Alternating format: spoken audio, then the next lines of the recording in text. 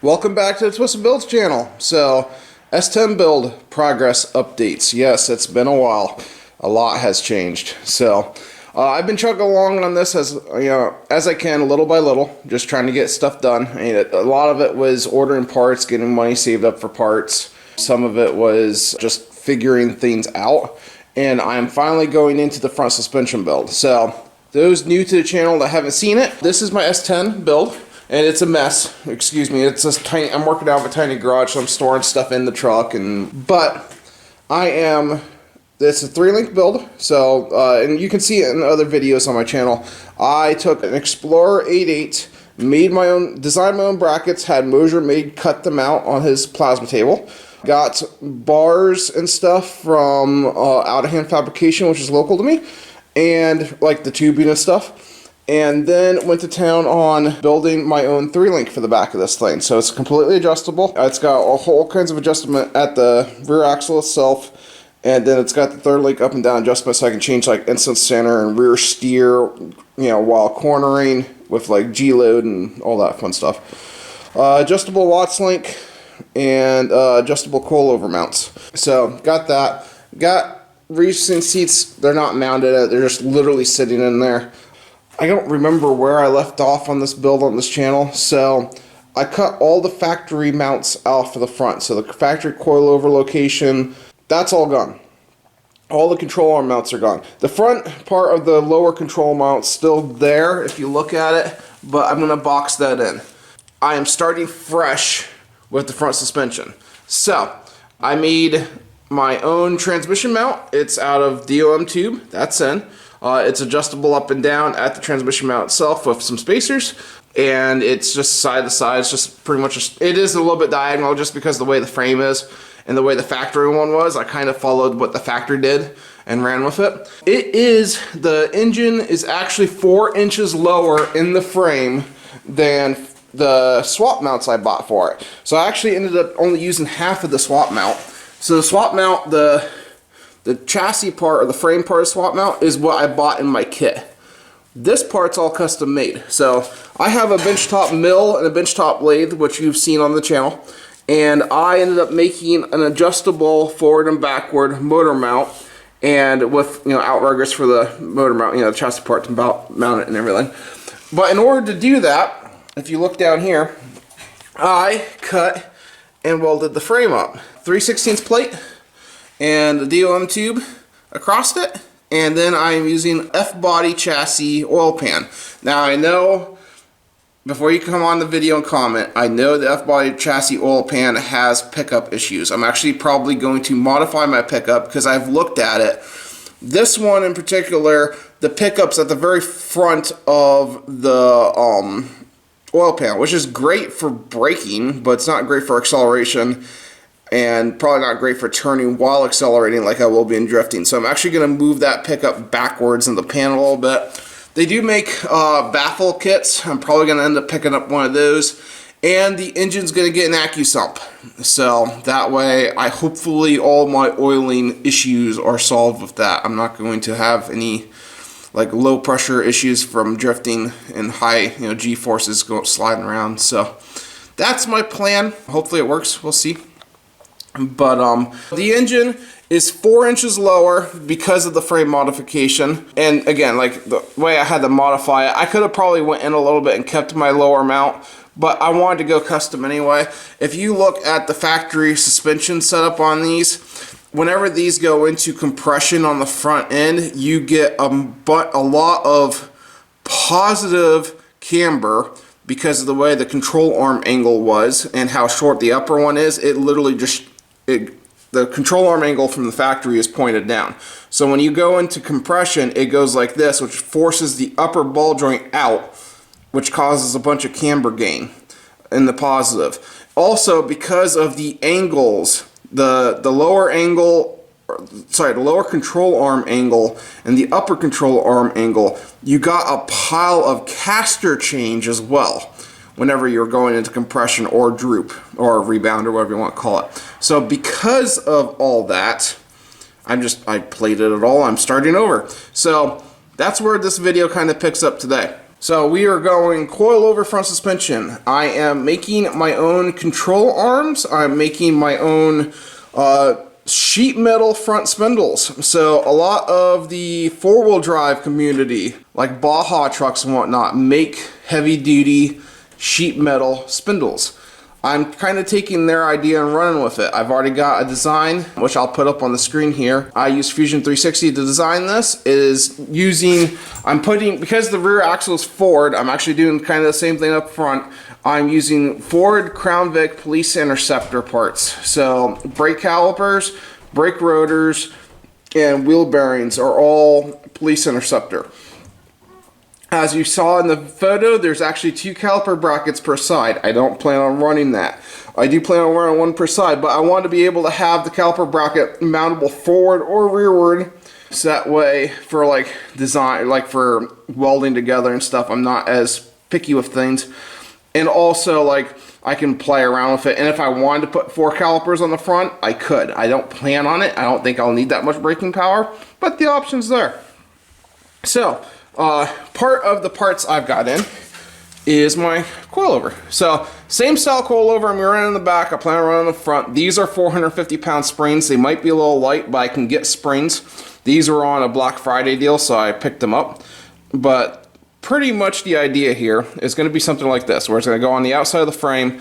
I got plenty of distance between my wheel, my wheel and whatnot in the frame to do this. Now that I cut all the factory stuff out and boxed it in. So that's the plan. I've got 2 of those coilovers. Plan is up and down adjustable. Then the spring itself is adjustable for adjusting ride height and whatnot. Alright, excuse my messy workbench. I'm currently working on my advanced dollar boost. Sneak peek. Anyway, okay, so back to S10 progress. So we've got, here's some of the parts. There's a whole box of this stuff, but this is the highlights of everything. So Heim joint's gonna be for my steering. So I got 4 of these, 2 outers, 2 inners. I'm gonna build my own drag link. I'm gonna try to keep the factory style front steering because I like the strength of it. So got misalignments. These are actually going to be the misalignments for the other bearings I'm going to talk to you about in a minute. But I'm going to get a couple more of these. This will be for the steering. So that way I'll have nice Heims. They're left and right hand threaded. So I'll be able to get left and right hand thread stuff and make the tie rods adjustable the way I want them. So there. So, and see how like this goes, I mean they misalign. They have misaligned. So it's a 3/4 inch Heim. That's PTFE lined, and then I'm going to 3/4 to 5/8 misalignment, so I can use a 5/8 bolt, which is what all my other suspension components are using, which will be plenty, and that will be for that. So I actually got these misalignments for my spherical bearings. So these are going to be the ball joints on this deal. So as I said, they're spherical bearings, and they're actually from QA1. They're QA1 spherical bearings. They're greasable. But yes, that's the bearing. So these are going to be replaced by ball joints. I'm going to have them in double shear instead of single shear. And again, this is another four-wheel drive Baja truck type thing. They use spherical bearings all the time. So at first, all the ones I was seeing had spherical bearing like this. So like if you had your wheel right here, they're putting the load right here, which is where they're most rated at. But I have found multiple companies that also mount them like this, like you would a ball joint, where you have like a ball joint stud come out. They even make ball joint stud kits to make these into ball joints.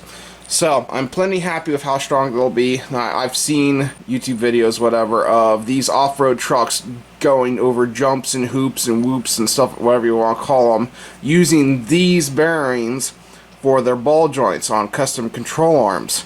So, and they're only doing everything in single shear like a regular ball joint, and I'll have everything in double shear, so that way I've got the extra strength, just to make sure that also if like one of these were fail, with it being in double shear, it's not going to be a complete catastrophe. The bolt's going to hold it in place.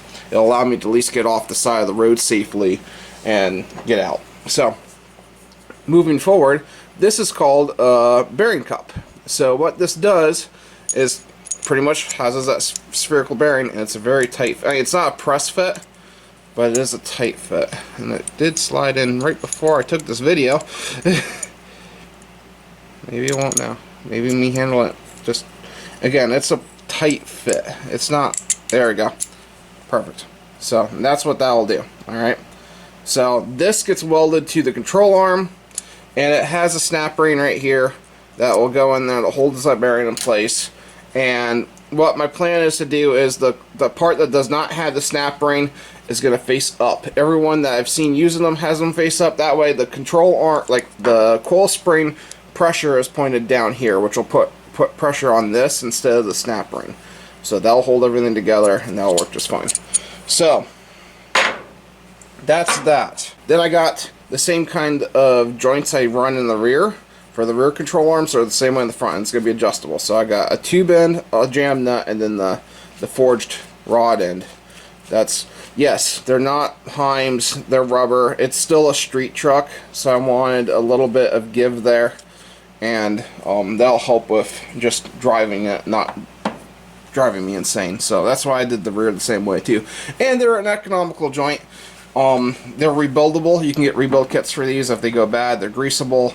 So there's that. So I do have to, the things, let's get on to what I've got to modify. So I have to measure where this sits in place in here, so that way I can drill and tap for a grease fitting. I still have to buy the grease fittings as well, because I gotta watch like depth because of how, like, the thickness of this. So I gotta watch depth there, that way I can drill and tap them for grease fittings and do that. So the problem is I bought these Heims for this, alright? So two things. One, if you use both ends, see the nice gap right there? See how this is doing this? So I gotta modify these so that way I can take, and I'm gonna pretty much chuck these in the mill, maybe in the lathe, and just face these off so that way it gets a nice tight fit on there and it's not all loose like that, because that won't be good. Second thing, these aren't misaligning like they're supposed to. So if you look right here, that's all the farther I can go, which is no bueno, no good. So again, great thing about lathe, thing I did off camera, and I'll actually take a video of it, is I chucked it in a lathe. So I didn't fix this part yet, but you plop this one in. I milled or lathed that face down a little bit, and now it misaligns like it's focus. Now it misaligns like it's supposed to. So I'm going to go ahead and modify the other ones so that way they all misalign like they're supposed to. And then I'm either going to mill or lathe the faces of these depending on how forgiving it is, and in the lathe it might end up getting chucked in the mill. And take these down precisely so that way I've got to where they both fit in there with a tight fit when you bolt them together, and they'll misalign like they're supposed to. That way, whenever my control arm's going up and down, this will have plenty of side to side for it to do that. Welcome to my lathe. I'm going to preface this. I am not experienced machinist at all. I have no training. My buddy Byron showed me a few things, and that was it. So don't judge him either, because again, I have no experience with this. He went to college for it. So, but pretty much what I did was I rotated this, which actually it's backwards, but it's how I could get it to work, where I could run this in and out and machine the face, and then this going in and out will actually machine it in and down. So pretty much what I'm going to do here is I'm going to set this up. I'm using my live center. This isn't a dead center. This has a bearing on it. For, again, I'm sure if you're an expert machinist, you're probably screaming at your computer right now, because I don't know what I'm doing when it comes to machining. I am just doing what looks and appears to be correct. Yeah, I'm pretty much just getting this to where I have like a drag fit, and then I'll spin it, make sure it's like even, and then I'll snug it up. And then what I'll do is I gotta tighten the gibs on this too, but for right now it does the job.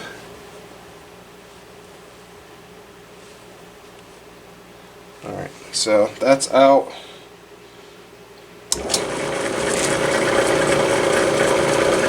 Again, if I cause you to scream at your computer screen, I apologize in advance.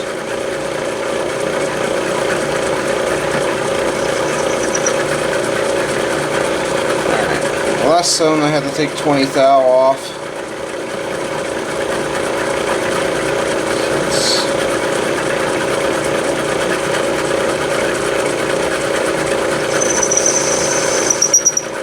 Apparently I don't have it exactly at the same angle, but it's close enough.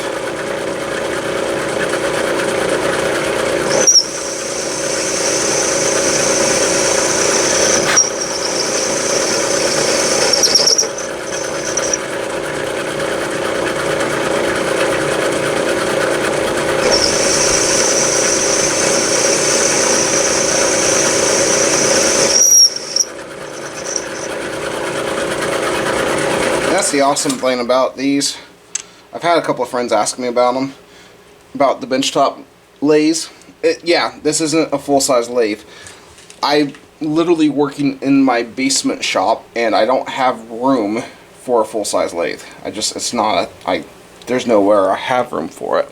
So, again, you can't do big stuff with this, but for these little stuff, it's amazing. I absolutely would recommend this to anyone. So, okay. So pretty much I just plop it in here. Like so. And see how it's still heading? It's not all the way, so I need to take more off of it yet. We're getting closer.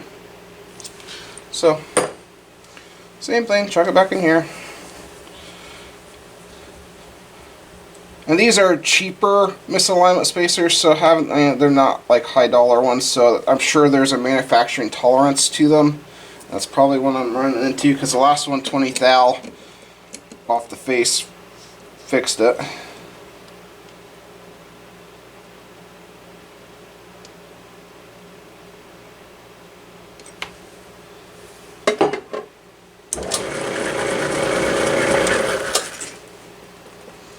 But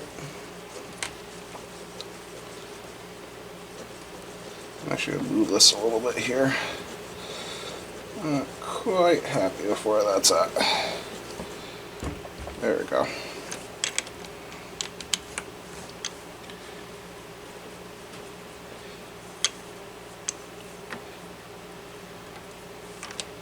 There we go. Push it back. Now, I don't know if you just saw what I did there with these little machines. See how this has some play right here? And it's moving this back and forth. I'll preload it. Put all the pressure in the back, because that's where I'm pressing this way. So, equal opposite, whatever. Follow along. Again, I'm not any professional machinist. I would, if you're looking for that kind of stuff, information, find a professional one on YouTube. Or take classes or do something.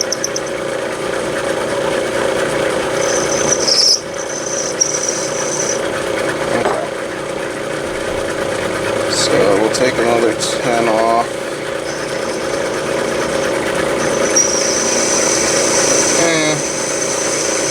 We'll go for 15.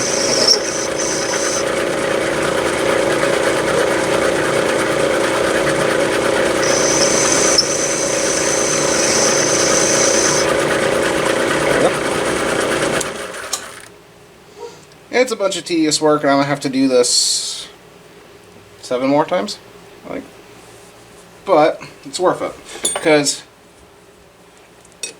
I don't think most all of the misalignments I have found online are all made the same, which means I'm going to have issues with all of them. So I might as well just, I got these ones, again, Black Friday sale, and I'll just make them fit. There we go. Perfect. Just like that. So that's what I'm going after. Alright, I'll keep this video short, sweet, but that is what I'm doing. So I'm going to just keep doing it with all of them, and then I'm going to start in on designing the front control arms. I'll probably make that the next video, maybe run over everything I did in Fusion.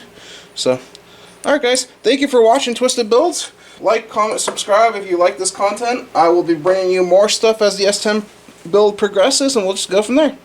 Thanks and have a good day. Bye.